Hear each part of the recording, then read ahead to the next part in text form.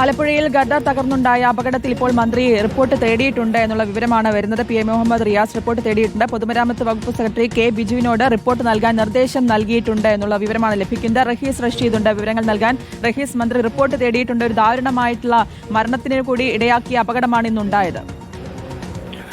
ശ്രുതി, ആലപ്പുഴ അരൂർ തുറവൂരിലെ ദേശീയപാത നിർമ്മാണത്തിനിടെ ഗർഡറുകൾ തകർന്ന സംഭവത്തിൽ മന്ത്രി, സംസ്ഥാനത്തിന്റെ പൊതുമരാമത്ത് വകുപ്പ് മന്ത്രി, പൊതുമരാമത്ത് വകുപ്പ് സെക്രട്ടറി കെ ബിജുവിനോട് റിപ്പോർട്ട് നൽകാൻ നിർദ്ദേശിച്ചിരിക്കുന്നു. എന്താണ് അവിടെ സംഭവിച്ചത്, എന്ത് കാരണങ്ങൾ കൊണ്ടാണ് ഗർഡറുകൾ അപകടമുണ്ടാകാൻ കാരണമായത് എന്നതടക്കമുള്ള ഒരു വിശദമായ റിപ്പോർട്ട് സമർപ്പിക്കാനാണ് നിർദ്ദേശിച്ചിരിക്കുന്നത്.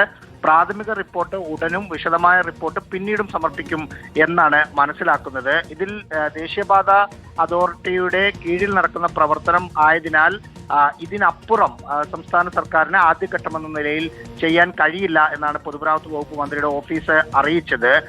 കെ ബിജുവുമായി ബന്ധപ്പെട്ടപ്പോൾ പൊതുമരാമത്ത് വകുപ്പിനോട് എന്താണ് സംഭവിച്ചതെന്ന വിശദീകരണം ആദ്യം തേടും.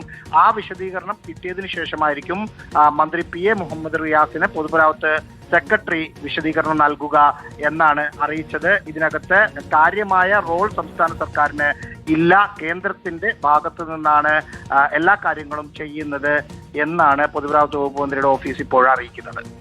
ശരി, റഹീസ് റഷീദാണ് വിശദാംശങ്ങൾ നൽകിയത്. മന്ത്രി ഈ സംഭവത്തിൽ റിപ്പോർട്ട് തേടിയിരിക്കുകയാണ്. പൊതുമരാമത്ത് വകുപ്പ് സെക്രട്ടറി കെ ബിജുവിനോട് റിപ്പോർട്ട് നൽകാൻ നിർദ്ദേശമുണ്ട്. ദേശീയപാത അതോറിറ്റി ഇതിൽ വിശദീകരണം നൽകേണ്ടി വരും. അത് ബിജു മന്ത്രിക്ക് കൈമാറുകയും ചെയ്യും. നമുക്ക്